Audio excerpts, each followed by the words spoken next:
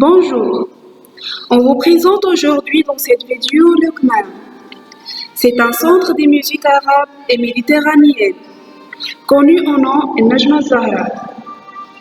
CMAM est une institution placée sous la tutelle du ministère de la Culture et de la Sauvegarde du Patrimoine. Avec sa double dimension arabe et méditerranéenne, le CMAM est conçu comme un espace muséal et d'animation consacré au patrimoine musical. Ces programmes se développent suivant 4 axes complémentaires: la conservation et la diffusion du patrimoine musical, les activités muséographiques, les études et recherches, la programmation artistique et l'animation.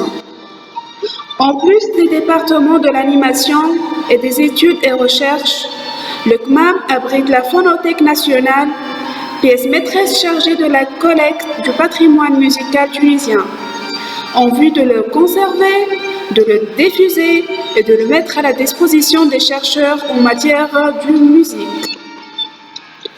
Le fonds de la Phonothèque nationale est alimenté par plusieurs sources. Les enregistrements effectués lors des campagnes de collectage sur le terrain et l'archivage des concerts donnés dans le cadre des festivals internationaux en Tunisie. Les enregistrements commerciaux déposés dans le cadre du dépôt légal des œuvres phonographiques. Les documents sonores transférés des fonds externes détenus par des institutions nationales et étrangères ainsi que les documents obtenus dans le cadre des échanges avec des institutions similaires. En tant que dépositaire des documents sonores provenant de l'application du dépôt légal, la Phonothèque nationale a pour mission d'éditer la phonographie nationale. Le fonds du centre, bande, DAT, VHS, etc. est conservé au rez-de-chaussée dans une salle de conservation qui répond à presque toutes les normes de conservation.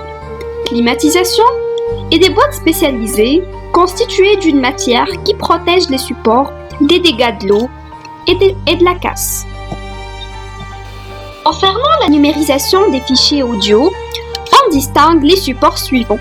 Kodak, c'est un support fabriqué d'une matière de mauvaise qualité qui se dégrade avec le temps.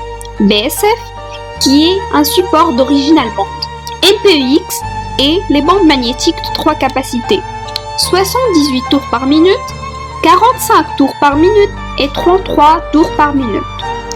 Parfois, le CMAM reçoit d'autres types de bandes magnétiques qui ne peuvent pas être lues sur le magnétophone, qui est l'un des lecteurs disponibles dans le centre, avec le lecteur multifonction, qui permet de lire différents supports comme les DAT, les cassettes et les bandes magnétiques.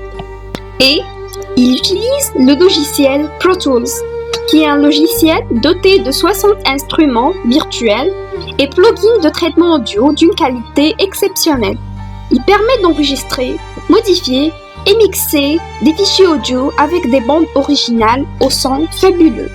Il permet aussi de figer, affecter et bouncer une piste et la partager dans le cloud. Avec ce logiciel, il y a ce qu'on appelle la table de mixage, qui permet de mixer plusieurs sources de musique ou autres signaux audio. Cette table peut être remplacée par une carte son et un logiciel. Concernant la numérisation des fichiers vidéo, il y a les supports VHS. La lecture de ces supports se fait avec les lecteurs que vous voyez sur les photos. Le CMAM utilise pour l'archivage numérique le système Téléméta, qui est un système ouvert, gratuit, permet l'archivage sécurisé, l'édition et la publication des fichiers audio et vidéo. Et il est multi-support format. Le fonds numérisé peut être disponible sur le site phonothèque.cmam.tn, qui limite l'accès pour certains documents à un certain nombre de personnes, comme les chercheurs et le personnel CMAM. Ce fonds, qui est estimé de 13 téraoctets, est stocké dans 2 racks de stockage.